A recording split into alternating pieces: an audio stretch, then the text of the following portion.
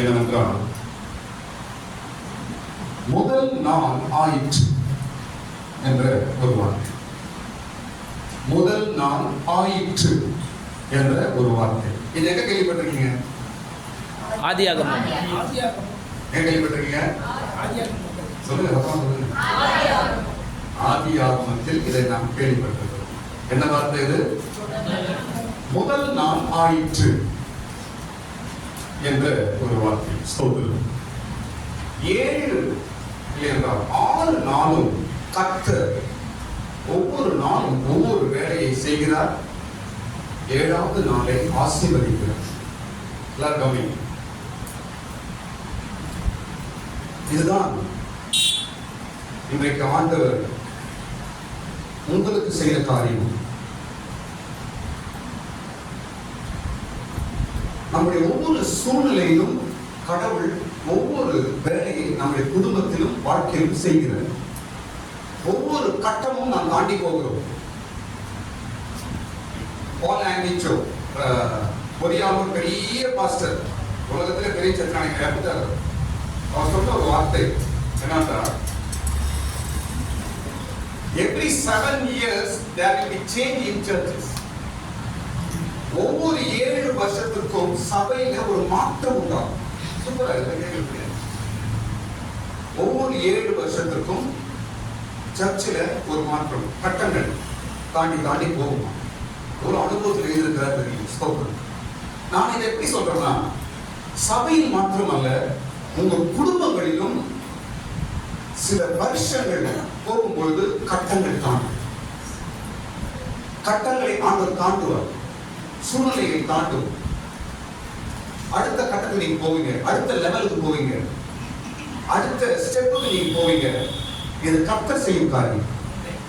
எப்பவுமே ஒரே மாதிரி செய்யறது அல்ல. கர்த்தர் நல்லா புரிஞ்சுக்கொள்ளுங்க.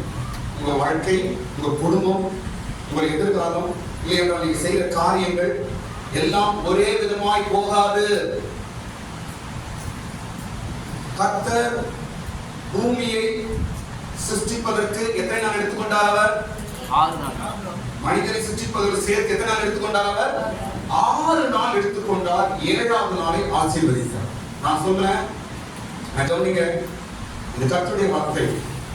ஆண்டவர் ஒவ்வொரு கட்டமாய் உன்னை நகர்த்தி கொண்டு போய் கொண்டிருக்கிறார். ஒவ்வொரு கட்டமாய் உன்னை நடத்தி கொண்டு போய் கொண்டிருக்கிறார். ஒவ்வொரு கட்டத்திலும் ஏதோ ஒரு வேலை உன் குடும்பத்தின் வாழ்க்கையில் ஆண்டவர் செய்து கொண்டே இருக்கிறார். சீக்கிரத்தில் 6வது நாள் 7வது நாள் வரும். ஒரு பெரிய ஆசீர்வாதத்தை நீங்கள் பார்ப்பீர்கள். கர்த்தருக்கு ஸ்தோத்திரம். ஒவ்வொரு நாள் 6 நாள் எடுத்துக்கொண்டார். ஒவ்வொரு நாளும் சிஸ்டமேட்டிக்கா வேலை செய்யறாரு கடவுள். முதலாவது நாள் இப்படி செய்தார், 2வது நாள் இப்படி செய்தார், 3வது நாள் இப்படி செய்தார். எல்லாவற்றையும் பார்த்தார். அது நல்லதா இருந்தது. இது அவருக்கு நல்லது என்று அறிந்தார். ஒரு மண்ணுக்கு, மலைக்கு, ஒரு மிருகத்திற்கு, கவனிங்க, ஒரு மீனுக்கு, ஒரு கடலுக்கு எல்லாம் இது நல்லது, இது நல்லது என்று பார்த்தார். உன் வாழ்க்கையை ஆண்டவர் பார்க்க மாட்டார். இது என் பிள்ளைக்கு நல்லது, இல்ல என் பிள்ளைக்கு இது கெட்டது என்று தெரியாத கடவுளுக்கு. கர்த்தர் நல்லது என்று சொல்லும் போது நீ எப்படி தப்புன்னு சொல்லலாம்? கர்த்தர் நல்லது என்று சொல்லும் பொழுது எனக்கு இது கெடுதல் என்று நீ எப்படி சொல்லலாம்? நோ. முதலாவது நாளிலே சிருஷ்டித்தார், நல்லது என்று சொன்னார். 2வது நாளிலே சிருஷ்டித்தார், நல்லது என்று சொன்னார். 3வது நாளில் சிருஷ்டித்தார், நல்லது என்று சொன்னார். 4வது நாளில் சிருஷ்டித்தார், நல்லது என்று சொன்னார். ஆமென். 6வது நாளில் சிருஷ்டித்தார், மனிதனை சிருஷ்டித்தார், நல்லது என்று சொன்னார். அது மாத்திரமல்ல, அவர்களை ஆசீர்வதித்தார். ஒவ்வொரு கட்டத்தில் ஆண்டவர் செய்வாங்க. முதலும் குடும்பத்தில் வாழ்க்கையில எது தேவை அதை சிருஷ்டிப்பார். எது பிரிக்கணும் அதை பிரிப்பார். எது உண்டாக வேண்டும் அதை உண்டாக்குவார். ஏற்ற நேரம் வரும், அப்பொழுது நீங்கள் ஆசீர்வதித்து பெருகுவீர்கள் என்று சொல்லுவார். ஆமென். அந்த நாள் வரும், கவலைப்படாதீங்க. உனக்கும் சில காலகட்டங்கள் உண்டு. சிஸ்டர், உங்க குடும்பத்துக்கு ஒரு காலகட்டம் உண்டு. பிரதர், உங்க குடும்பத்துக்கு ஒரு காலகட்டம் உண்டு. ஒவ்வொரு கட்டமாய் ஆண்டவர் நடத்துகிறார். ஒவ்வொரு நிலைமையாய் உன்னை ஆண்டவர் நடத்தி கொண்டு போகிறார். ஸ்தோத்திரம். முதலாம் நாள் ஆயிற்று, இரண்டாம் நாள் ஆயிற்று, மூன்றாம் நாள் ஆயிற்று, நான்காவது நாள் ஆயிற்று. எவ்வளவு சிஸ்டமேட்டிக் ஒர்க் பண்றாரு கடவுள். ஸ்தோத்திரம். 2024 வருஷம் ஆயிற்று, 2023 வருஷம் ஆயிற்று, 2025 வருஷம் வந்திருக்கிறது.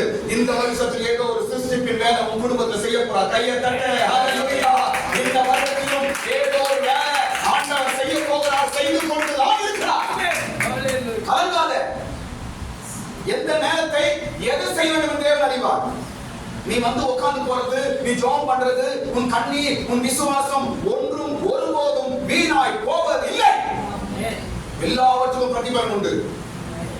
சீஷனுக்கு சொல்றாரு, என் சீஷனுக்கு ஒரு கலசம், ஒரு கிளாஸ் தண்ணி கொடுத்தா கூட நீங்க பிரதிபலனை அடைவீர்கள் என்று சொன்னார்ப்பா. நீ மணிக்கணக்கா வந்து உட்கார்ந்து போற, மணிக்கணக்கா ஜெபம் பண்ற, நான் வருஷக்கணக்கா ஆண்டவருக்காக விசுவாசமா இருக்கிற, ஒன்றும் வீணாய் போவதில்லை.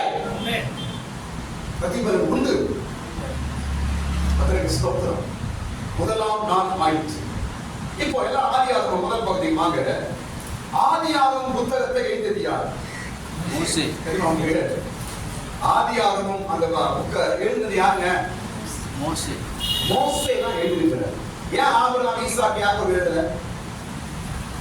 தெரியல. எனக்கு தெரியல. ஒருவேளை அவங்க காலத்துல எழுத்து இல்லாம இருந்திருக்கலாம். மோசேயின் காலத்துல தான், ஏன்னா தேவன் தான் மோசேக்கு 10 கட்டளை எப்படி கொடுத்தாரு? எழுதி கொடுத்தார். ஒருவேளை எழுத்து மோசேயின் காலத்துல இருந்திருக்கலாம். மோசே எழுதினார். ஓகே. அதற்கு ஸ்தோத்திரம். முதல் வசனம் படிங்க. ஆதியாகமம். ஆதியிலே தேவன் வானத்தையும் பூமியையும் சிருஷ்டித்தார்.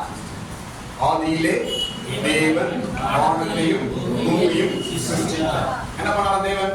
சிருஷ்டித்தார். இல்ல என்ன பண்ணார்? வசனத்தின்படி வானத்தையும் பூமியையும் சிருஷ்டித்தார். சூப்பர்ல. அழகா ஆண்டவர் சிருஷ்டித்தார். எப்படி இருக்கும்? மிகவும் அருமையாய் அழகா இருக்கும். இரண்டாம் வசனம் படிங்க.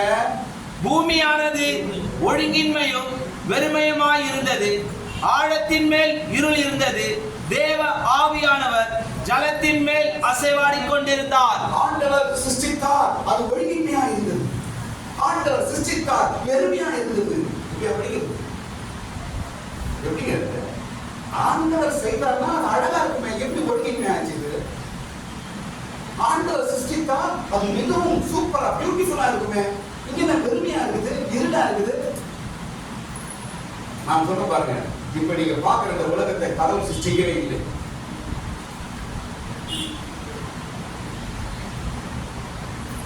நீங்கள் இன்றைக்கு பார்த்துக் கொள்கிற இந்த உலகத்தை ஆண்டவர் ரீஃபார்ம் பண்ணி அதை திருத்தி அமைத்திருக்கிற உலகம் தான் இன்னைக்கு நான் பார்க்கிற உலகம். தேவன் ஆதியிலே வானத்தையும் பூமி சிருஷ்டித்தார். இரண்டாவது வசனம் வரும்போது அது எப்படி இருந்தது? ஒழுங்கின்மையும். எப்படி ஆச்சு? முதல் வசனத்துக்கும் இரண்டாம் வசனத்துக்கும் பல யுகங்கள் தாண்டி போகிறது. பைபிள்ல வந்து எல்லா லைனா உட்கார்ந்து 1 2 3 அப்படி எடுத்து அப்படி கூட பைபிள்ல ஒரு வசனத்துக்கும் அடுத்த வசனத்துக்கும் பல நூற்றாண்டுகள் இருக்கும்.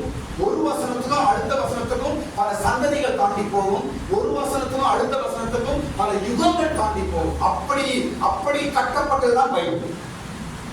1ஆம் வசனத்துக்கு 2ஆம் வசனத்துக்கும் ஆண்டவர் சிருஷ்டித்தார், வானத்து பூமி அழகா சிருஷ்டித்தார். ஆனா 2ஆம் வசனம் எப்படி ஆயிடுச்சு? ஒழுங்கின்மையும். ஒழுங்கின்மை. எப்படி கடவுள் ஒழுங்கின்மையா செய்வதா? அசிங்கமா பண்றதா கடவுள் இல்லையே. அப்படி என்றால் 1ஆம் வசனத்துக்கும் 2ஆம் வசனத்துக்கும் நடுவில் ஏதோ ஒன்று நடந்திருக்கிறது. என்ன நடந்தது? தேவ தூதன் தள்ளப்பட்டான். எசேக்கியேல் 28ஆம் அதிகாரத்திலும் ஏசாயா 14ஆம் அதிகாரத்திலும் வீட்டில் போய் படிங்க. 2 அதிகாரத்தை படிங்க. தள்ளப்பட்ட தூதன் அங்க நம்ம பார்க்கிறோம். அப்போ ஆண்டவர் அருமையா சிருஷ்டித்த அந்த பூமியை தள்ளப்பட்ட தூதனாகிய சாத்தான் விடும் பொழுது அவைகள் என்னவாய் மாறுகிறது? ஒழுங்கின்மையாய் மாறுகிறது. ஒழுங்கின்மையாய் மாறுகிறது. எப்படி ஒழுங்கின்மையாய்? சாத்தான் 3 காரியத்தை கெடுக்கிறான். கவனிங்க. முதல் காரியம் பூமியை கெடுத்தான். இரண்டாவது ஏதேன் தோட்டத்தை கெடுத்தான். மூன்றாவது மனிதனை கெடுத்தான். சொல்லுங்க, முதல்ல யாருங்க? பூமியை கெடுத்தான். பூமியை கெடுத்தான். இரண்டாவது ஏதேன் தோட்டத்தை அழகாய் உண்டாக்கிய ஏதேன் தோட்டத்தை கெடுத்தான். மூன்றாவது மனுஷனை மனிதனை கெடுத்தான். ஸ்தோத்திரம். பூமியை கெடுத்தது பெருமையினாலே, மனிதனை கெடுத்தது கீழ்ப்படியாமையினால். ஒவ்வொரு காலகட்டத்துக்கும் அவனும் ஒரு ஆயுதத்தை உபயோகப்படுத்துறான். ஒன்னு உபயோகப்படுத்தி அதை கெடுக்கிறான். கர்த்தருக்கு ஸ்தோத்திரம். இப்போ பூமி என்ன ஆயிடுச்சு? கெடுக்கப்பட்டுச்சு. என்ன ஆயிடுச்சு? பூமி இப்பொழுது கெடுக்கப்பட்டது. கர்த்தருக்கு ஸ்தோத்திரம். இன்றைக்கு நம்முடைய குடும்பங்கள் எப்படி இருக்கிறது? நம்முடைய வீடுகள் எப்படி இருக்கிறது? நம்முடைய வாழ்க்கை எப்படி இருக்கிறது? ஒருவேளை வீட்டு கூட சாத்தான் ஏதாவது கிரியினால உன் குடும்பத்தையும் உன் வாழ்க்கையையும் ஒருவேளை கெடுத்து இருப்பான் என்றால் ஆண்டவர் திரும்பியும் அந்த அழகாய் மாற்ற வல்லவராக இருக்கிறார். நிச்சயமா திரும்பியும் நல்லாய் மாற்றுவார். நீ நம்ம பார்க்கிற பூமி, இந்த உலகம் எவ்வளவு அழகா இருக்கிறது, ஆண்டவரை சரிப்படுத்தி இருக்கிறார். இப்ப இந்த சாத்தான் பூமியில விழுந்த உடனே இந்த பூமி என்ன ஆயிடுச்சு என்றால், முதலாவது வெறுமையாய் ஆயிடுச்சு. என்ன ஆயிடுச்சுங்க? பூமி வெறுமை. வெறுமை என்றால் ஹோப்லெஸ்ஸி, ஆசீர்வாதம் இல்லாமல் போகிறது. சாத்தான் உபயோகப்பட்ட 2 காரியம் எப்படி கெடுத்தாங்க அப்புறம் சொல்லுங்க. இப்ப கெடுக்கப்பட்ட பூமி எப்படி இருக்கு? முதலாவது வெறுமை. சில வேளைகளிலே எவ்வளவு பிரயாசப்பட்டாலும் வீட்டுல ஆசீர்வாதம் இல்ல. சில வேளையிலே எவ்வளவு கஷ்டப்பட்டாலும் எவ்வளவு பிரயாசப்பட்டாலும் வீடு வெறுமையா இருக்குது, ஆசீர்வாதம் இல்லாமல் இருக்கிறது. காரணம் என்ன? ஏதோ ஒன்று கெடுத்திருக்கிறது உன்னை. அது என்ன அப்புறம் சொல்றேன். ஏதோ ஒன்று உன்னை உன் குடும்பத்தின் கெடுக்குது. இன்னைக்கு வெறுமையா இருக்குது, ட்ரையா இருக்குது, ஆசீர்வாதம் இல்லை. எவ்வளவு கஷ்டப்பட்டு எவ்வளவு சம்பாதித்தாலும் எவ்வளவு வேலை செய்தாலும் வெறுமை வெறுமை. சாத்தான் பூமியை வெறுமையாக்கினான். இன்னைக்கு உன் வாழ்க்கை எப்படி இருக்குது? சில வேலை வெறுமையாக, அவனுக்கு சந்தோஷம் இல்ல, சமாதானம் இல்ல, நிம்மதி இல்ல. சாத்தான் வெறுமையாக்குறவன். ஒரு மாதிரி இருந்திருப்பா, நிம்மதி இல்லப்பா, ஏதோ ஒரு மாதிரி இருந்திருப்பா, சமாதானம் இல்லப்பா அப்படின்னு சொல்றோம். அப்ப சாத்தான் ஏதோ செய்திருக்கிறான். ஏதோ தீய சக்தி, ஏதோ பிசாசு ஏதோ பண்றான் என்று அர்த்தம். பூமியை வெறுமையாக்கினவன் உன் வாழ்க்கையை கூட என்ன செய்கிறான் என்று தேவன் பார்த்துக் கொண்டுதான் இருக்கிறார். ஆமென். இரண்டாவது என்ன ஆகுது? பூமி ஆழம். முதலாவது என்ன? வெறுமை. இரண்டாவது அர்த்தம் என்ன நம்ம பார்க்கிறோம்? ஆழத்தின் மேல். எத்தனை வருஷம்? இரண்டாவது வருஷமா? இரண்டாவது வருஷம் என்னது? ஆழத்தில் ஆழம். ஸ்தோத்திரம். முதலாவது வெறுமை, ஆசீர்வாதம் இல்லாத சூழ்நிலை. அதுக்கு அடுத்தது என்னங்க? ஆழம். முதல்ல சொல்லுங்கம்மா. ஆழம் என்றால் பாவ வாழ்க்கை. பாவ வாழ்க்கை. ஸ்தோத்திரம். ஏதாவது ஒரு பாவ வாழ்க்கையை தள்ளி விடுறோம். ஸ்தோத்திரம். தாவீது சொல்றார், என்னை உரையான சேற்றில் என்னை தூக்கி எடுத்தீர்கள். அப்ப ஆழம் என்பது பாவ வாழ்க்கை. ஸ்தோத்திரம். சில குடும்பங்களில பாவ வாழ்க்கையிலிருந்து வெளியே வர முடியல. கெட்ட பழக்க வழக்கங்கள், பாவ சூழ்நிலை, பாவம், வெளியே வர முடியல. காரணம் என்ன? ஆழத்தில் இருக்கிறார்கள். சாத்தான் தள்ளி விடுறான், குடும்பத்தை வெறுமையாக்குறான். அடுத்தது ஆழத்தில் தள்ளி விடுகிறான். மூன்றாவது இருள் இருந்தது. மூன்றாவது என்ன இருக்குதுங்க? இருள். இருள் என்றால் பிசாசின் கிரியை. பிசாசின் கிரியை. சில குடும்பங்களிலே பிசாசின் கிரியை, பிசாசின் போராட்டம், பிசாசின் பிரச்சனை, பிசாசின் சோதனை, பிசாசின் வேலை சில வீடுகளில் குடும்பங்களில் நடக்குது. ஸ்தோத்திரம். சமாதானம் இல்லாமல் சண்டை, சச்சரவு, அடிதடி, பிரச்சனைகள், குழப்பங்கள், இதெல்லாம் பிசாசின் வேலை. நல்லா இருந்த பூமியை கெடுத்தான். நல்லா இருந்த பூமியை கெடுத்தான். நல்லா அழகாக இருந்த பூமியை கெடுத்தான். தேவன் உண்டாக்கின பூமியை கெடுத்தான். ஆதியில உன் குடும்பம் எப்படி இருந்தது? ஆதியில உன் வீடு எப்படி இருந்தது? ஆதியில உங்கள் நிலவரங்கள் எப்படி இருந்தது? இன்றைக்கு எப்படி இருக்கிறது? இன்றைக்கு ஏன் வெறுமை? இன்றைக்கு ஏன் ஆழம்? இன்றைக்கு ஏன் இருள்? எப்படி இந்த பூமி வெறுமையும் ஆழமும் இருளும் சூழ்ந்திருந்தது போல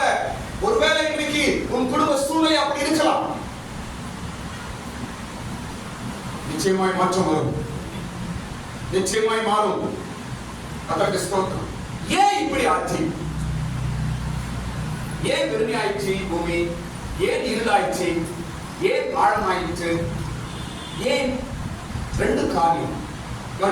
ஏன் அப்படி ஆயிடுச்சு என்றால், முதலாவது பெருமை. எல்லா பூமி அப்படி ஆயிடுச்சுங்க. யாரோட பெருமை? சொல்லுங்க, யாரோட பெருமை? கீழே விழுந்தான் அவனோட பெருமை. பெருமையினால் பூமி கெடுக்கப்பட்டது. சில வேளை பெருமையினால் உன் வாழ்க்கை கெட்டு போகுது, பெருமையினால் உன் குடும்பம் கெட்டு போகுது, பெருமையினால் உன்னுடைய ஆசீர்வாதம் கெட்டு போகுது. ஸ்தோத்திரம். பெருமை கெடுக்குங்க. அழகான தேவன் உண்டாக்கின வானம் பூமி எங்க? அழகாய் தேவன் சிருஷ்டித்த அந்த பூமி எங்க? இன்னைக்கு வெறுமை ஆயிடுச்சு, இன்னைக்கு ஆழமா இருக்குது, இன்னைக்கு எல்லாம் இருளா இருக்குது. எப்படி ஆயிடுச்சு இது? பெருமையானவன் விழுந்தான். அந்த பூமி மேல பெருமை வந்து விழுந்துச்சு, எல்லாமே சின்ன பண்ணாம. ஸ்தோத்திரம். இது நம்முடைய வாழ்க்கையின் பாடம், குடும்பத்தின் பாடம். இந்த பூமி நம் குடும்பத்துக்கு ஒப்பாய் சொல்லுகிறேன். கெட்டு போன பூமியை நான் குடும்பத்துக்கு ஒப்பாய் சொல்லுகிறேன். ஆனாலும் தேவன் சரி பண்ணுவார். ஆமென். கைவிட மாட்டார். சிருஷ்டிகர் இன்னும் உயிரோடு இருக்கிறார். இன்னும் சிருஷ்டிப்பின் வேலை நடக்கிறது. முதல் காரியம் என்ன? கெடுக்கப்பட காரணம் என்ன? முதல் சொல்லுங்க. பெருமை. ஏன் பெருமை ஆயிடுச்சு? பெருமை. ஏன் ஆசீர்வாதம் எல்லாம் போச்சு? பெருமை. நான் நான் நான். ஏசாயா 14 அதிகாரம் வீட்டுல போய் படிச்சு பாருங்க. அவன் எத்தனை முறை நான் நான் என்று சொல்லுகிறான். இந்த உலகம் சிருஷ்டிப்பதற்கு முன்பாகவே தேவ தூதர்கள் சிருஷ்டிக்கப்பட்டார்கள். இந்த உலகம் உண்டாக்கும் பொழுதே தேவ தூதர்கள் கடவுளுக்குள் இருக்கிறாங்க. யோபு சங்கீதத்தில் எழுதப்பட்டிருக்கிறது. அதன் பிற்பாடுதான் பூமி சிருஷ்டிக்கப்பட்டது. தேவ தூதனை அழகாக சிருஷ்டித்தார். தேவ தூதனுக்கு வைரக்கல், முத்து, பலவிதமான வெளியேற பெற்ற கற்கள், வைதூரியம் இதெல்லாம் வச்சு சிருஷ்டித்தார் தேவ தூதனை. தேவ தூதன் நடந்தா மியூசிக் வரும், தேவ தூதன் கை அசைச்சா மியூசிக் வரும், தேவ தூதன் நடந்தா அவ்வளவு அழகா பாட்டு மியூசிக் வரும். அப்படி சிருஷ்டித்தார். எவ்வளவு அழுது அழுது அழுது அழுது பார்த்து சிருஷ்டித்தாரோ அவ்வளவு அவனுக்கு பெருமை வந்துச்சு, அவ்வளவு அவனுக்கு பெருமை உண்டாயிற்று. அந்த பெருமைனா பூமியில விழுந்தான், தள்ளப்பட்டு போனான். அதனால்தான் ஆண்டவர் சிஸ்டத்தை மாற்றுறார். கவனிங்க, அதனால்தான் ஆண்டவர் சிஸ்டத்தை மாற்றுகிறார். அழகாய் சிருஷ்டித்தனால இவனுக்கு பெருமை வந்துச்சு தேவதூதனுக்கு. அதனால மனுஷன் எப்படி சிருஷ்டிக்கிறாரு? சத்தமா சொல்லுங்க.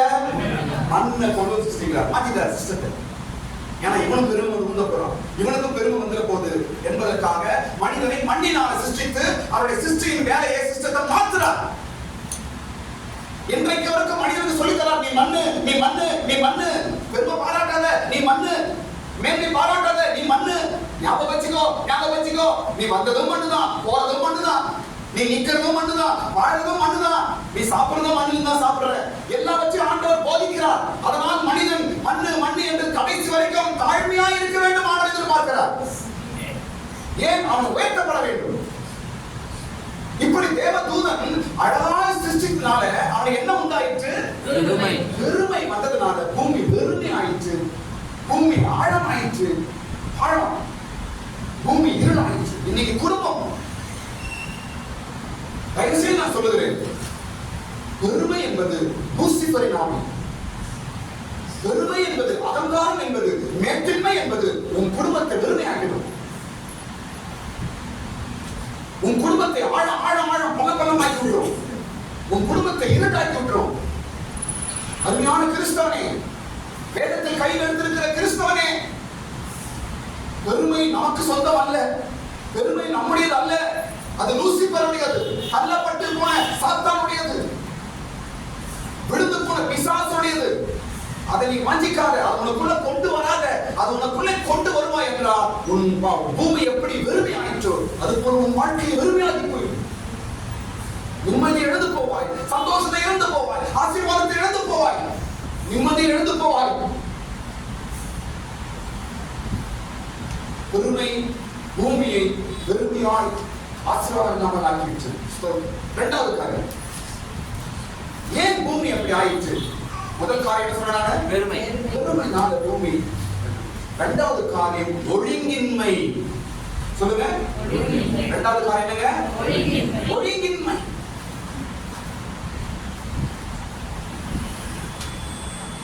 நான் சொல்ல பாருங்க, நம்முடைய குடும்பம் ஆசீர்வாதமாய் நிறைவாய், உங்க பிள்ளைங்க எல்லாம் பாருங்க, உங்க பிள்ளைகள், உங்க கணவன் மனைவி, உங்க வீடு பரலோகமா இருக்க வேண்டும் என்றால் உங்க குடும்பத்தில் நீங்கள் கொண்டு வர வேண்டியது ஒழுங்கை கொண்டு வரணும், டிசிப்ளினை கொண்டு வரணும். டிசிப்ளின் இல்லைன்னா உன் வீடு வெறுமையாயிடும், உன் வீடு பலமாயிடும், ஆழமாழமா ஆயிடும், பாவக்கிரியை வந்துடும், உன் வீடு இருளாய் மாறிடும். ஸ்தோத்திரம். ஒழுங்கு மிக முக்கியம். அந்த அவன் விழுந்த உடனே அந்த பூமி எப்படி ஆக்கிட்டாங்க? ஒழுங்கின்மை. ஒழுங்கின்மை. ஸ்தோத்திரம். பைபிள் கவனிங்க, முதலா மிஷனரி நம்ம இந்தியாவுக்கு வரும்பொழுது அவர்கள் ஜனங்களுக்கு உடனே பைபிள் வந்து இயேசு பத்தி சொல்ல, அவங்க முதலாவது ஒழுங்கை சொல்லிக் கொடுத்தார். தலைப்படி வாரணும், துணி போடணும், பல்லு தேய்க்கணும், குளிக்கணும், சுத்தமா இருக்கணும். இதை சொல்லி கொடுத்துதான் ஒரு சுவிசேஷம் சொன்னாங்க. அப்புறமா மிஷனரிகள் அதுக்கப்புறம் தான் பைபிள் அவங்களுக்கு அறிவுக்குள்ள ஏற ஆரம்பிச்சு. சுவிசேஷத்தை எப்படி சொல்லுவாங்களா? சோப்பு சீப்பு கண்ணாடி. சோப்பு சீப்பு சூப்பு பண்ண கண்ணாடி. சோப்பு சீப்பு சூப்பு எப்படிதான் வந்துச்சு பைபிள் நம்ம இந்தியாவுக்கு. சோப்பு என்ன? குளிக்கிறது, நல்லா குளிப்பாங்க, சுத்தமா இருக்கு. சீப்பு என்ன? சூப் என்ன? சாப்பிடுறது. இதெல்லாம் முதலாவது இந்தியாவுக்கு சுவிசேஷம் கொண்டு வந்த மிஷனரிகள் இதெல்லாம் சொல்லி கொடுத்தாங்க. எப்போ பைபிள் இயேசு ரட்சிக்கிறான்னு சொல்லலாம், அவன் யாரும் அவன் இயேசு போராடிட்டு இருப்பான், அவன் ஒழுங்குது, அவனுக்கு ஞானமே இல்லைங்க. அவர்கிட்ட இயேசு சொன்னா புரியும். இன்னைக்கு கூட பல ஐலண்ட்ல, பல தீவுகளில் இன்னைக்கு இயேசு பத்தி தெரியல என்று சில கருத்துக்கள் சொல்லுது. சில தீவுகள் வந்து போய் சேரல இயேசு பத்தி. நான் சொல்றேன் கவனிங்க, பாருங்க. நீங்க சர்ச்சுக்கு வரீங்க, பைபிள் படிக்கிறீங்க, கிறிஸ்டியன் ஜாப் பண்றீங்க, எல்லாம் கரெக்ட் தான். ஆனா அதில் உயிர் இருக்க வேண்டும் என்றால் நீங்கள் ஒழுங்காக தான் எல்லாம் உயிர் இருக்கும். ஒழுங்கின்மை யாருடையது? சாத்தான் சொல்றாரு. லூசிபர். சொல்லுங்க. லூசிபர். ஒழுங்கின்மை. வீடு சுத்தமா வைக்கல, நீங்க வீட்டுல லூசிபர் அர்த்தம். நீ வீடு பெருக்கல, லூசிபர் இருக்குது வீட்டுல. தெரியாதீங்க, சத்தியம் இருக்குது. வீடு சுத்தமா வைக்கல, லூசிபர் இருக்குது உங்க வீட்டுல. நீ நீட்னஸா இல்ல, லூசிபர் இருக்குது. உங்களுக்கு புரியணுமா நான் சொல்லி தரேன். அதான் சொல்லுது, அவன் விழுந்த உடனே நடந்த முதல் காரியம் என்னங்க? ஒழுங்கின்மை. ஒழுங்கின்மையும் பெருமையும் ஒண்ணு. இதனாலதான் பூமி வெறுமை ஆயிடுச்சு. இதனாலதான் பூமி ஆழமாயிடுச்சு. நல்ல பிளைனா இருக்கிற பூமி ஆழமாயிடுச்சு. அழகா இருந்த பூமி இருளாயிடுச்சு.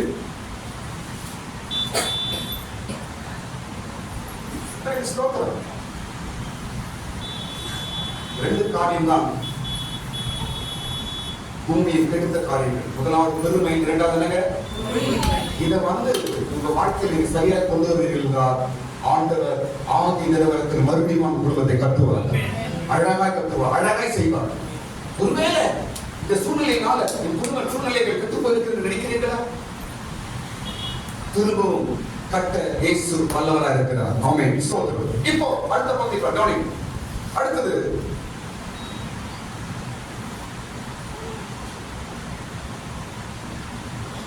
உண்டாக கடவுது என்று முதல் ஆண்டவர் எதை உண்டாக்கினார்? வெளிச்சம். உண்டாக கடவுது என்று சொல்லி முதலாக தேவன் எதை உண்டாக்கினார்? வெளிச்சம் உண்டாக கடவுது என்று சொன்னார். வெளிச்சம். அப்ப அது வரைக்கும் அங்க என்ன இல்ல? வெளிச்சம் இல்ல. அது வரைக்கும் அங்க வெளிச்சம் இல்ல. வெறுமை இருக்குது, ஆழம் இருக்குது, இருள் இருக்குது, ஒழுங்கின்மை இருக்குது, எல்லாம் இருக்குது. ஆனா எது இல்ல? வெளிச்சம். வெளிச்சம் இல்லை.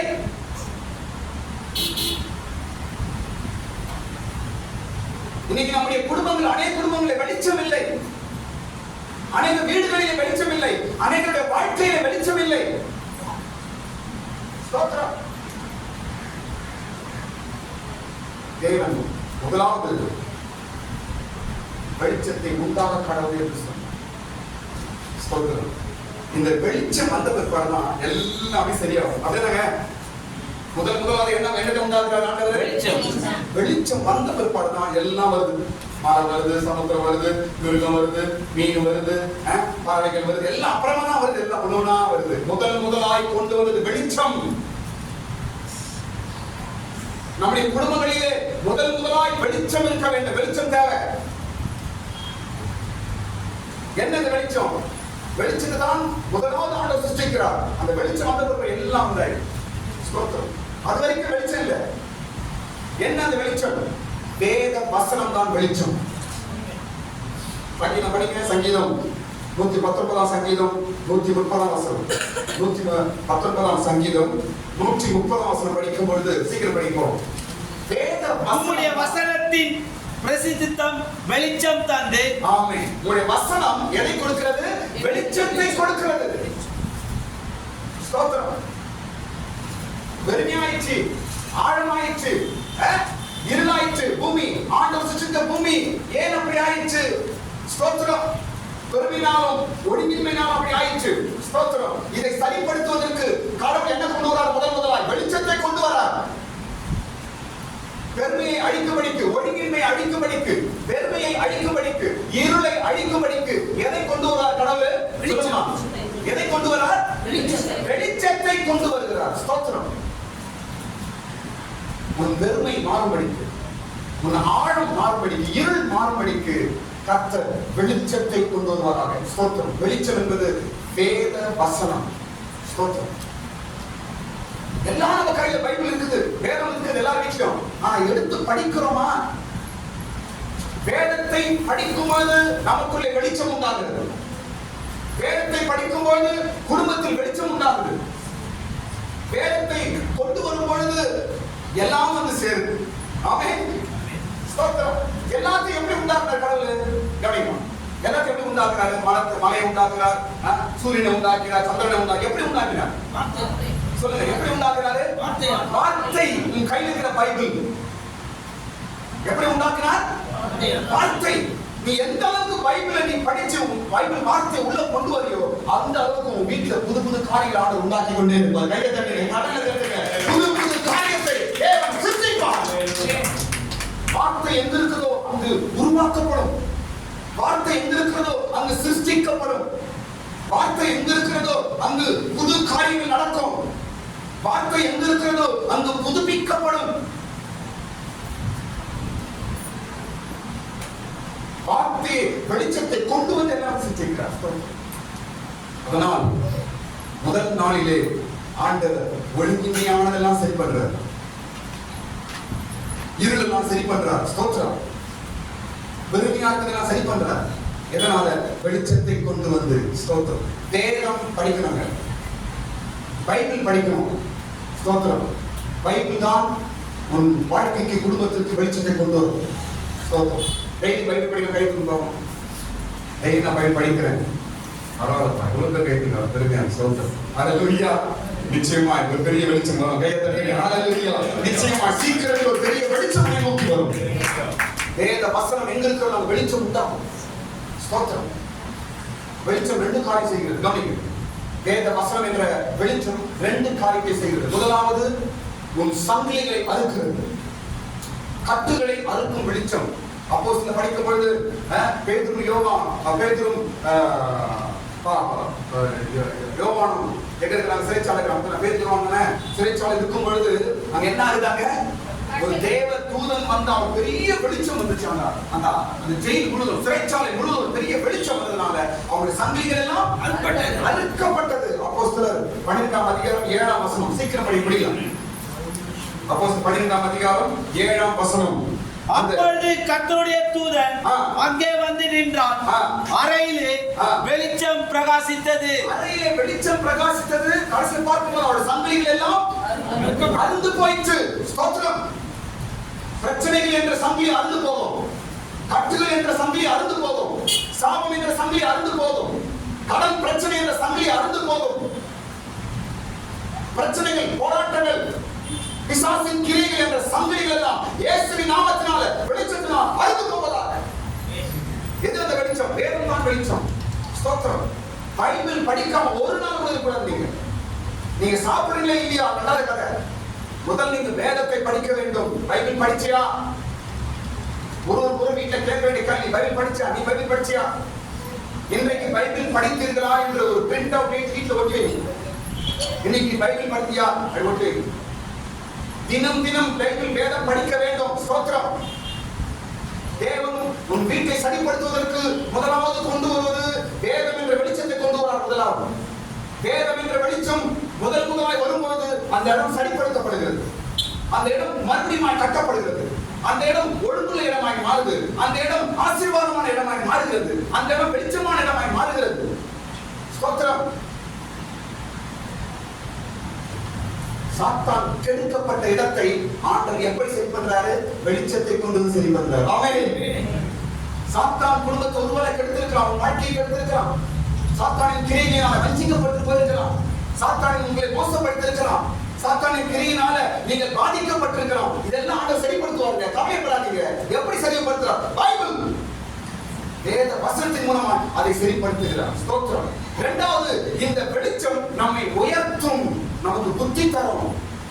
இந்த வெளிச்சம் என்ன கொடுப்பா? நமக்கு புத்தி தந்து உயர்த்தும். இதான் தானியேல்ல படிக்கிறோம். சொல்றோம். தானியேல் புத்தகம் 5ஆம் அதிகாரம் 14ஆம் வசனம் படிக்கிறது போது, தானியேலின் புத்தகம் 5ஆம் அதிகாரம் 14ஆம் வசனம் படிக்கும்போது அங்க வெளிச்சம் புத்தியை தருகிறது. ஸ்தோத்திரம். நல்ல ஒரு வார்த்தை, அருமையான ஒரு வார்த்தை. அவன் தானியேலுக்கு புத்தியும், தானியேலுக்கு கூட இருந்த வெளிச்சம் அவனுக்கு புத்தியை கொடுத்தது என்ற ஒரு வசனம் படிக்கிறோம். சீக்கிரம் படிக்கணும். தானியேல் 5:14. உனக்குள்ளே தேவனின் ஆவி உண்டு என்றும் வெளிச்சமும் புத்தியும் விசேஷித்த ஞானமும் உன்னிடத்தில் காணப்பட்டது என்றும். வெளிச்சமும் புத்தியும் வெளிச்சமும் புத்தியும் ஞானமும் யாருக்கு? தானியேலுக்கு. அந்த நாட்டு ராணி சொல்றா, உங்ககிட்ட என்ன இருக்குது? வெளிச்சம் இருக்குது, உங்ககிட்ட புத்தி இருக்குது, உங்ககிட்ட ஞானம் இருக்குது என்று சொல்றா. வெளிச்சம் என்ன? வேத வசனம். சொல்லுங்க. வெளிச்சம் என்றால் என்னங்க? வேத வசனம் உனக்கு புத்தி ஞானத்தை கொடுக்கும். ஸ்தோத்திரம். பைபிள் எவ்வளவு படிக்கிறோமோ அந்த அளவுக்கு புத்தி உண்டாகும். பைபிள் எவ்வளவு படிக்கிறோமோ அந்த அளவுக்கு நம்ம ஞானம் உண்டாகும். நம்மை உயர்த்தும். ஸ்தோத்திரம். வெளிச்சம் மிக முக்கியம். ஸ்தோத்திரம். அடுத்த பகுதி நான் போறேன். சொல்றேன். கவனிங்க. அடுத்த பகுதி. இப்ப இதெல்லாம் இருக்குது. வெறுமையா இருக்குது, ஆழமா இருக்குது, அதுக்கப்புறம் இருளா இருக்குது, இதெல்லாம் இருக்குது. ஆவியானவர் எங்கே இருந்தார்? ஜலத்தில். வெறுமையா, ஒழுங்கிமையா இருக்குது, வெறுமையா இருக்குது, அப்புறம் இருளா இருக்குது, ஆழமா இருக்குது, இதெல்லாம் இருக்குது. தேவ ஆவியானவர் எங்க இருந்தார்? சொல்லுங்க சொல்லுங்க. ஜலத்தின் மேல் அசைவாடிக் கொண்டிருந்தார். அங்க இருந்துதான் வேலை செய்யறாரு. ஆமென். இருள் மேல இல்ல, ஆழத்தின் மேல இல்ல. எங்க இருக்கிறார்? ஜலத்தின் மேல் ஆவியானவர் அசைவாடிக் கொண்டிருந்தார். ஸ்தோத்திரம். கெட்டு போனதெல்லாம் பார்க்கிறார். வெறுமையாய் போயிடுச்சு, இருளாய் போயிடுச்சு, ஆழமா போயிடுச்சு, எல்லாம் கெட்டு போச்சு, ஒழுங்கின்மையாய் போயிடுச்சு என்று ஆண்டவர் பார்த்து கொண்டே இருக்கிறார். எங்கிருந்து பார்க்கிறார்? அவர் ஜலத்தின் மேல் இருந்து பார்த்து கொண்டிருக்கிறார். ஜலத்தின் மேல் இருந்து வேலையை செய்தார். ஸ்தோத்திரம். நம்முடைய குடும்பத்திலும் கூட ஆண்டவர் எந்த இடத்திலிருந்து வேலை செய்கிறார்? எப்படி வேலை செய்கிறார்? எப்படி கிரியை செய்கிறார்? முதலாவது வெளிச்சத்தை கொண்டு வந்து வேலை செய்கிறார். வசனம் என்ற வெளிச்சத்தை கொண்டு வந்து வேலை செய்கிறார். அடுத்தது ஜலத்தின் மேல் இருந்து தான் வேலை செய்கிறார். ஜலத்தின் மேல் இருந்து வேலை செய்கிறார். ஸ்தோத்திரம். ஜலம் என்பது நம்முடைய ஞானஸ்தானத்தை காட்டுகிறது. ஆமென். ஜலம் என்பது என்ன? சொல்லுங்க. இயேசு ஞானஸ்தானம் எடுத்து வரும்போது அவர் மேல யார் இறங்குது? பரிசுத்த ஆவியானவர் அவர் மேல் இறங்கினார். நாம் சொல்ல கவனிங்க. உங்க குடும்பம், உங்க வாழ்க்கை சூழ்நிலைகள் ஒருவேளை கெடுக்கப்பட்டு நீங்க இருக்கலாம். இதை மறுபடியும் ஆண்டவர் கட்டி மறுபடியும் சரிப்படுத்த வேண்டும் என்றால் உங்களுடைய ரட்சிப்பு ஞானஸ்தானத்தை விட்டுக்கூடாது. ரட்சிப்பை விட்டு போவீர்கள் என்றால் தேவன் கிரியை செய்ய முடியாது. ஞானஸ்தானம் எடுக்காத ஞானஸ்தானம் சீக்கிரம் எடுக்கணும். நீங்க ஞானஸ்தானம் எடுக்கும் பொழுதுதான் ஆண்டவர் நம்மை கட்ட முடியும், ஆண்டவர் நம்மை திரும்ப சரிப்படுத்த முடியும். நம்முடைய வெறுமை மாறும், நம்முடைய இருள் மாறும், கெட்டு போன அனுபவம் மறுபடியும் மாறும். இந்த ஞானஸ்தானம் முதல் எடுக்காம இருப்பார்கள் என்றால் சீக்கிரம் ஞானஸ்தானம் எடுங்க. தேவ ஆவியானவர் உங்கள் மீது இறங்குவார், தேவ ஆவியானவர் உங்கள் மீது அசைவாடுவார். ஸ்தோத்திரம். ஞானஸ்தானம் என்பது ரட்சிப்பை காட்டுகிறது. எல்லாம் கெட்டு போய் சாத்தான் எல்லாம் கெட்டுதான், உங்க குடும்ப சூழ்நிலை மாறிடுச்சு, எல்லாம் இப்படி இருக்குது என்று சொல்லி உங்க ரட்சிப்பை எழுத கூடாது. மறுபடியும் சர்ச்சை விட்டுறது, வேலை படிக்கிறத விட்டுறது, ஜபத்தை விட்டுறது, இதெல்லாம் விட்டு விடுவீங்க என்றால் ஆண்டவர் மறுபடியும் வாழ்க்கையை கிரியை செய்ய முடியாது. கஷ்டம். ரட்சிப்பை விட்டுறாத, ஆரம்ப நிலவரத்தை விட்டுறாத. ஞானஸ்தானத்தை ஞாபகப்படுத்தணும். ஞானஸ்தானம் எடுக்கும்போது நான் எப்படி இருந்தேன், ஞானஸ்தானம் எடுக்கும் போது நான் எப்படி இருந்தேன், ஞானஸ்தானம் எடுக்கும் போது நான் என்னென்ன செய்து கொண்டிருந்தேன், எப்படி மாறினேன், எதை விட்டு இருந்தேன் என்பதை ஞாபகப்படுத்தணும். மறந்துடக்கூடாது. அங்கதான் ஆவியானவர் வேலை செய்வாரு. அதான் ரட்சிப்பின் ஆரம்பம். சாத்தானின் கிரியைகள் சூழ்நிலைகள் மாற்றும்படிக்கு, உன் வாழ்க்கை குடும்பம் மாறும்படிக்கு ஞானஸ்தானத்தின் ரட்சிப்பை நீங்கள் காத்துக்கொள்ள வேண்டும். ரட்சிப்பை எழுதக்கூடாது. நான் இப்பெல்லாம் பைபிள படிக்கிறது இல்லைங்க, நான் சர்ச்சைக்கு செய்ய போறது இல்லைங்க, ஜபமே பண்றது இல்லைங்க அப்படின்னா ஜலத்தின் மேல் ஆவியான ஆசீர்வாதம் எப்படி? அந்த ஜலம் நீங்கள் காத்துக்கொள்ள வேண்டும். அந்த ஜலத்தின் அனுபவம் ரட்சிப்பை காத்துக்கொள்ள வேண்டும். அப்பொழுது ஆண்டவர் கிரியை செய்வார். ஆமென். ஸ்தோத்திரம். அடுத்தது இந்த ஜலம் என்பது சபையை காட்டுகிறது. ஆமென். அடுத்த ஜலம் என்பதை செய்ய முடியலாம். அடுத்து என்னங்க? ஜலம் என்பது சபை. ஜலம் என்றால் ஜனம், ஜலம் என்றால் சபையின் அனுபவத்தை காட்டுகிறது. சர்ச் ஃபெலோஷிப் விட்டுறக்கூடாது. சாத்தான் கெடுக்கப்பட்ட காரியங்கள் மறுபடியும் சரி பண்ணப்பட வேண்டும் என்றால், வெறுமையா இருக்குது, என் வீடு குடும்பம் வெறுமையா இருக்குன்னு நினைக்கிறாயா, இருளா இருக்குன்னு நினைக்கிறாயா, சர்ச்சை விட்டுறாத, ஜலத்தை விட்டுறாத. அங்கிருந்துதான் ஆண்டவர் வேலை செய்ய முடியும். ஜலத்தின் மேல் அசைவாடிக்கொண்டு எல்லாவற்றையும் சரி பண்றார். ஜலத்தின் மேல் ஆண்டவர் அசைவாடிக்கொண்டு எல்லாவற்றையும் சரி பண்றார். இருளை மாற்றுறாரு, வெறுமையை மாற்றுறாரு, ஆழத்தை மாற்றுறாரு, ஒழுங்கின்மையா இருக்கிறதெல்லாம் மாற்றுறாரு. எங்கிருந்து மாற்றுறாரு? ஜலத்தின் மேல் இருந்துதான் மாற்றிக் கொண்டிருக்கிறார். ஸ்தோத்திரம். உன் வாழ்க்கையில ஜலம் என்ற அனுபவம் இருக்க வேண்டும். ரட்சிப்பின் அனுபவம், ஞானஸ்தானத்தின் அனுபவம், சபையின் அனுபவம். சபை ஃபெலோஷிப் விடக்கூடாது, சபை ஐக்கியத்தை விடக்கூடாது, சபை ஆராதனை விடக்கூடாது, சபை கூடுதலை விடக்கூடாது, ஒன்று சேர்ந்து ஜெபிக்கிறது ஆராதிக்கிறதை விடவே கூடாது. அந்த ஜலம் உன்னோடு இருக்கும் என்றால் தேவ ஆவியானவர் உன்னோடு கூட அசைவாடிக்கொண்டே இருப்பார். ஆமென். கர்த்தருக்கு ஸ்தோத்திரம். அடுத்த ஒரு பகுதி நான் சொல்லி முடிக்கிறேன். சாயங்காலமும் விடிய காலமும் ஆகி முதலாம் நாள் ஆயிற்று. சாயங்காலமும் விடிய காலமும் ஆகி இரண்டாம் நாள் ஆயிற்று. இப்படிதான் படிக்கிறோம். அப்படிதாங்க படிக்கிறோம். எக்ஸாம்பிள் படிக்கிறது. சாயங்காலமும் விடிய காலமும் ஆகி முதல் நாள் ஆயிற்று. ஆயிற்று. இப்படிதான் 6 நாள் அப்படிதான் எழுதப்படுது. 6 நாள் எப்படி முடியுதா? ஒரு நாள் எப்படி முடியுது? சாயங்காலமும் விடிய காலமும் ஆயிற்று. முதல் நாள் முடிந்தது, இரண்டாம் நாள் முடிந்தது. ஸ்தோத்திரம். நான் முன் சொன்னது போலவே ஆண்டவர் ஒவ்வொரு நாளும் ஒவ்வொரு வேலையை செய்கிறார். ஒவ்வொரு காலகட்டத்தில் ஒவ்வொரு காரியத்தை நம் குடும்பத்தில் செய்கிறார். இதை மறந்து விடக்கூடாது. ஸ்தோத்திரம். எப்படி ஒரு காலகட்டம் முடியுது? கவனிங்க, நான் சொல்ல முடியும். எப்படி ஒரு நாள் முடியுது? ஒரு நாள் முதல் நாள் முடியுது, இரண்டாம் நாள் முடியுது. இப்ப எனக்கு ஒரு கட்டம் முடியுது, அடுத்த கட்டத்தை நான் போறேன் என்பது எப்படி கண்டுபிடிக்கிறது? எப்படி ஆண்டவர் முடிச்சு அடுத்த கட்டத்தை கொண்டு போறாங்க? நம்ம முதல் நாள்ல எல்லா வேலையும் முடிச்சார். முதல் நாள் முடிகிறது. சாயங்காலமும் விடிய காலம் ஆகி முதல் நாள் முடிஞ்சிச்சு. இரண்டாவது நாள் எல்லா வேலையும் செய்தார். எல்லா வேலையும் நான் வான பூமி சுற்றிக்கிறது, நான் வானத்தை சுற்றிக்கிறது, நட்சத்திரம் சுற்றிட்டு சாயங்காலமும் விடிய காலமாகி இரண்டாம் நாள் ஆயிடுச்சு. இப்படி ஒவ்வொரு நாளும் முடிச்சு வர. இதே போலதான் நம்முடைய குடும்பத்தில் நம்ம வாழ்க்கையில் ஆண்டு வேலை செய்யற. இப்படிதான் செய்கிறார். ஸ்தோத்திரம். அப்ப ஒரு நாள் இங்க ஒருவேளை 1 வருஷம், அங்க ஒரு நாள் ஒருவேளை 2 வருஷம், அங்க ஒரு நாள் இல்லைன்னா 6 மாசம், இப்படி சில காலகட்டங்களை வைத்து நம்மை நகர்த்தி கொண்டு போய்கொண்டே இருக்கிறார். ஆமென். எப்படி முடிகிறது உன் வாழ்க்கையில? ஒரு நாள் எப்படி முடிகிறது? ஒரு காலகட்டத்தை ஆண்டவர் எப்படி முடிக்கிறார்? ஸ்தோத்திரம். 3 காரியம். முதல் காரியம், சாயங்காலத்திற்கும் விடிய காலத்திற்கும் நடுவில் வருகிறது. சாயங்காலத்திற்கும் விடிய காலைக்கும் நடுவில் ஒன்று இருக்கிறது.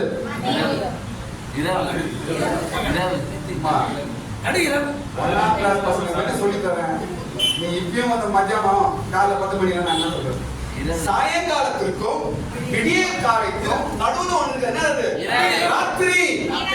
மாற்றாதீங்க. 3 கட்டங்கள் கடவுளை காண்டி கொண்டு போற. இந்த 3 கட்டங்கள் வருதுன்னா நீ அடுத்த ஸ்டெப்புக்கு போறன்ற அர்த்தம். ஆமென். நீ 2வது நாளுக்கு போறன்ற அர்த்தம். நீ 3வது நாளுக்கு போறன்ற அர்த்தம். ஸ்தோத்திரம். அடுத்த சிஸ்டருக்கு ஏதோ ஆண்டவர் செய்ய போறார் என்ற அர்த்தம். ஸ்தோத்திரம். முதல் காரியம் என்ன தெரியுமா? ராத்திரி. ராத்திரி என்றால் சில சோதனைகள், போராட்டங்கள் நம் வாழ்க்கையில அதிகமாய் வருது. ரொம்ப பிரச்சனையா இருக்குது, போராட்டமா இருக்குது அப்படின்னு நீங்க நினைக்கிறீங்கன்னா இதோட கூட நீங்க அடுத்த கட்டத்துக்கு போக போறீங்க அர்த்தம். 2வது நாள் போக போறீங்க அர்த்தம். ஆமென். பாருங்க, தாவீது கோலியாத்தோடு பெரிய யுத்தம் பண்ணான், பெரிய போராட்டமா இருந்துச்சு. அதோட கூட அவன் என்ன ஆயிட்டாங்க?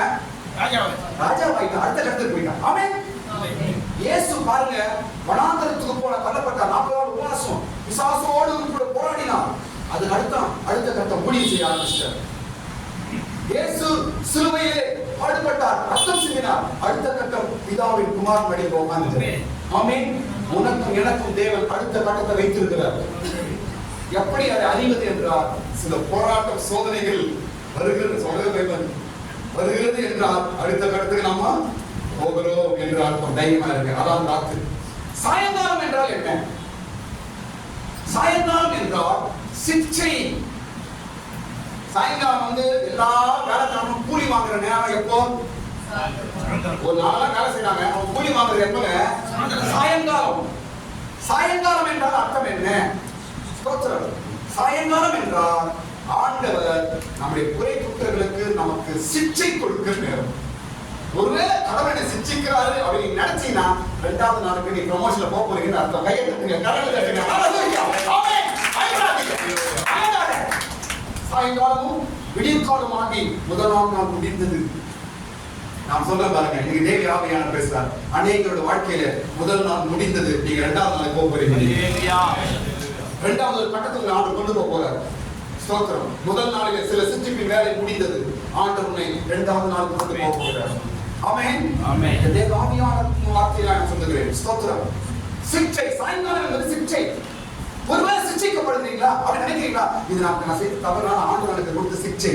ஒருவேளை இது நான் தெரிந்தும் தெரியாம செய்த தவறினால ஆண்டவரை சிக்ஷிக்கிறார் என்று நீங்களே மனதுக்கும் நினைக்கிறீர்களா? அப்படி ஏவுதல் வருதா? அப்படி என்றால் நீங்கள் அடுத்த கட்டத்துக்கு போக போறீங்க என்று அர்த்தம். ஆமென். ஸ்தோத்திரம்.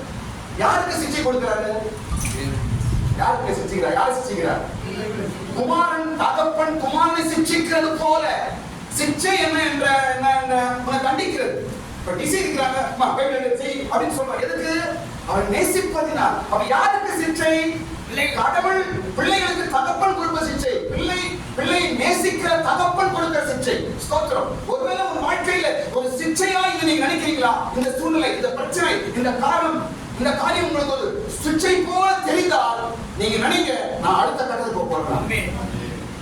கடவுளை அடுத்த கட்டத்துக்கு கொண்டு போறார். அடுத்த லெவலுக்கு நான் போறேன். 2வது நாளுக்கு நான் போறேன். இன்னும் புதுசா எது நடக்க போகுது என் வாழ்க்கையில? கையை தட்டுங்க, கடவுளை தட்டுங்க. புதிய காரியங்களை சிந்திக்க போகிறேன். முதல் நாள் ஆயிற்று.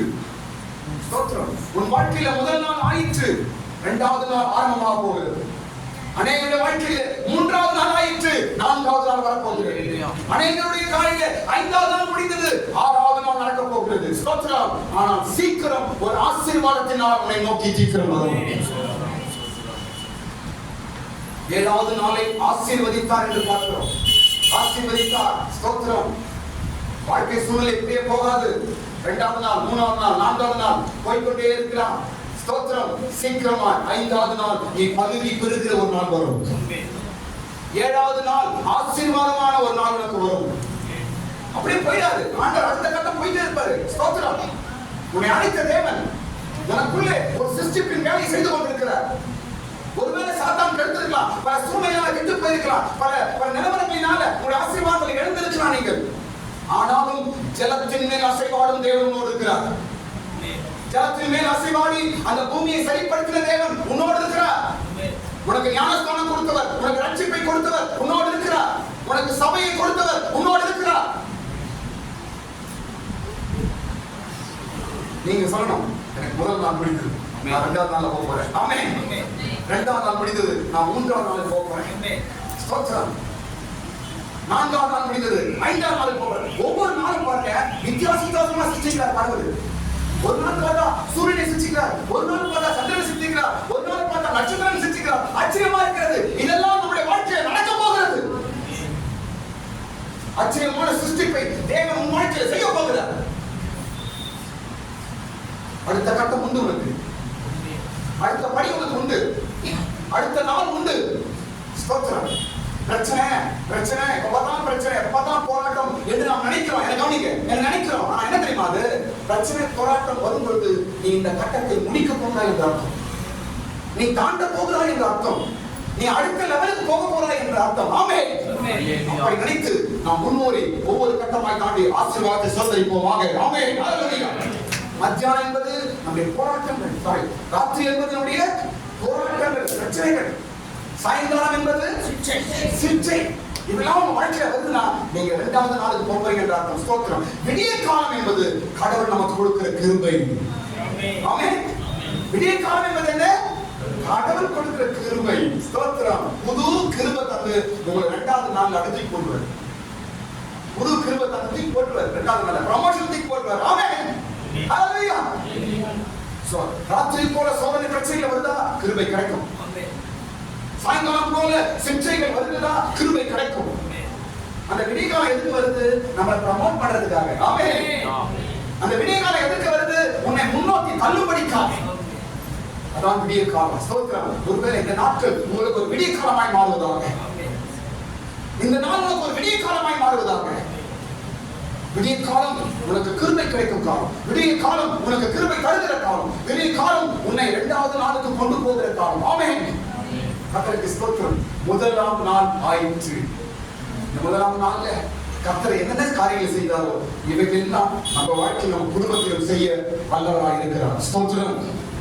சாத்தான் என்ன காரியத்தை கெடுத்து சின்னமன்னமாக்கி செய்தானோ எல்லாவற்றையும் ஆண்டவர் மறுபடியும் சரிப்படுத்த வல்லவராய் இருக்கிறார். எல்லா நாட்களிலும் முழுவதும் ஜெபமாடி முடிப்போம். ஆமென். ஆண்டவரே ஹல்லேலூயா. ஸ்தோத்திரம்.